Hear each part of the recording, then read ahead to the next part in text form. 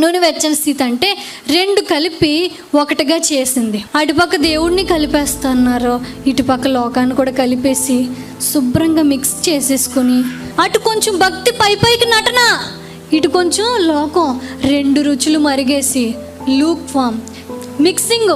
ఏం మిక్సింగ్లో తెలుసా? పైకి ప్రేమగా మాట్లాడతారు, లోపల ఎంత ద్వేషం పెట్టుకుంటారు. ప్రేమని ద్వేషాన్ని ఏం చేశారు ఇప్పుడు? మిక్సింగ్. దేవుడికి అసహ్యం అంట అలాగా. చర్చిలో నోటితో మిక్సింగ్. చర్చిలో దేవుడి పాటలు పాడేసి స్తుతించేసి యేసయ్యా నీ కోసమే బ్రతుకుతానయ్యా అంటారు.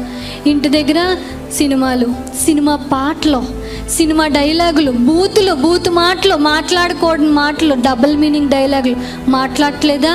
ఏ నోటితో అయితే స్తుతిస్తున్నారో అదే నోటితో లోకానుసారమైన మాటలు మాట్లాడట్లేదా?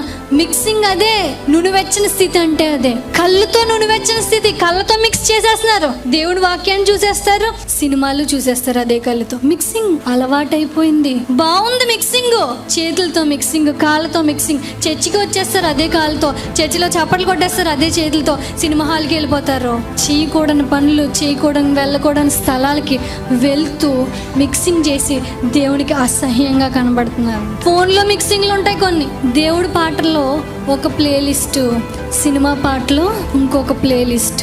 మిక్సింగ్. నీ ఫోన్ ద్వారా కూడా మిక్సింగ్ అయిపోతుంది. భక్తి మిక్సింగ్, లోకం మిక్సింగ్, అన్ని మిక్సింగ్. దేవుడికి నచ్చని విషయం ఏంటంటే మిక్స్ చేయడమే. లోకాన్ని దేవుడిని మిక్స్ చేసి జీవించడం అంటే దేవునికి ఇష్టం ఉండదు. వాళ్ళు దేవుడు అసహించుకుని బాధతో చెప్తున్నాడు, నువ్వు వెచ్చగానైనా చల్లగానైనా ఉండట్లేదేంటి, నాకు నిన్ను ఉమ్మే వేసేయాలన్న స్థితిలోకి అంతలా వచ్చేస్తుంది. దేవుడికి మిక్సింగ్ అంటే అసహ్యం.